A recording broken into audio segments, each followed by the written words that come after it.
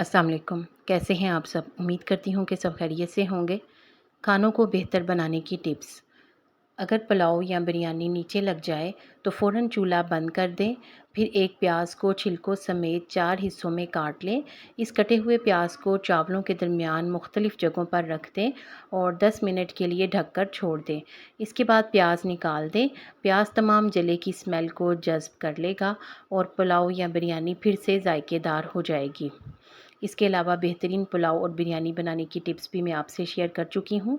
उसका link description में है, वहाँ से ज़रूर चेक कीजिएगा। बेहतरीन रोटियाँ बनाने के लिए। बेहतरीन रोटियाँ बनाने के लिए आटा बहुत ज़्यादा सख्त ना गूँदें।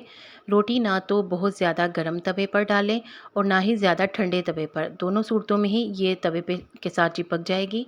और आटा गूँथते हुए थोड़ा-सा नमक और पानी तो हम डालते ही हैं। साथ ही इसमें 1 या 2 चम्मच ऑयल के भी डाल दें, तो रोटी फूली हुई और नरम बनती है। इसके अलावा रोटी को बेलते हुए ज़्यादा खुश्क आटे का भी इस्तेमाल नहीं करना चाहिए, इससे रोटी पापड़ की तरह बन जाती है। कबाब तलने के लिए टिप। कबाब तलने से पहले फ्राइंग पैन को गर्म करें, इसमें तेल डालें और कबाब ठंडे तेल में डाल दें। इस अमल से कबाब पैंदे से चिपकने से महफूज रहेंगे।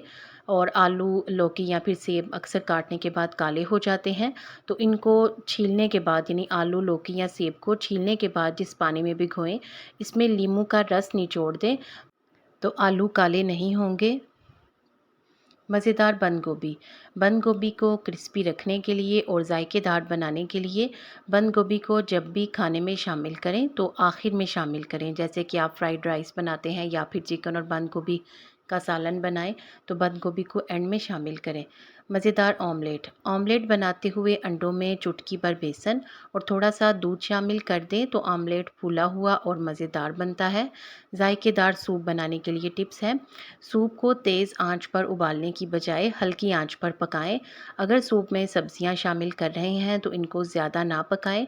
और सूप को गाढ़ा करने के लिए कॉर्नफ्लोर डालते हैं, लेकिन कॉर्नफ्लोर डालने के बाद ज़्यादा नहीं पकाना चाहिए।